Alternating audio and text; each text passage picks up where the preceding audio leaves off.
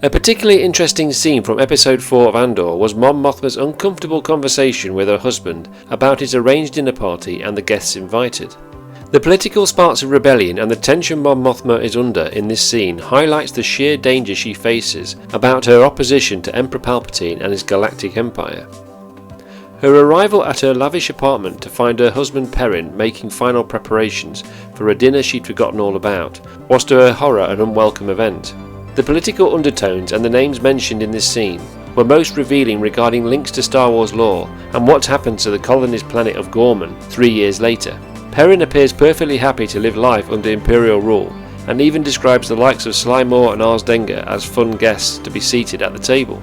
These named guests were both members of Palpatine's inner circle, and certainly not dignitaries Mon Mothma wanted to be around at her husband's dinner party as the governor of Hana.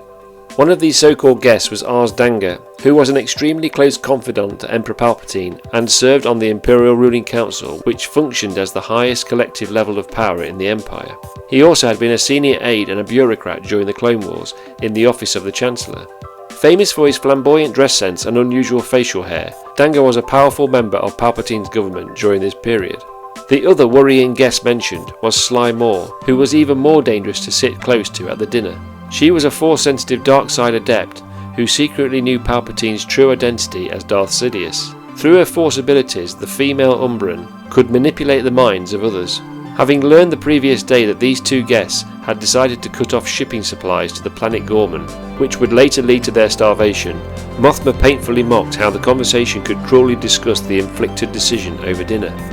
Although only mentioned in Star Wars Rebels Secret Cargo, in the year 2 BBY, Ghorman's inhabitants were massacred by Imperial troops following peaceful protests against their treatment. This was followed publicly by Mon Mothma, accusing Emperor Palpatine as a lying executioner for the attacks on Ghorman's inhabitants.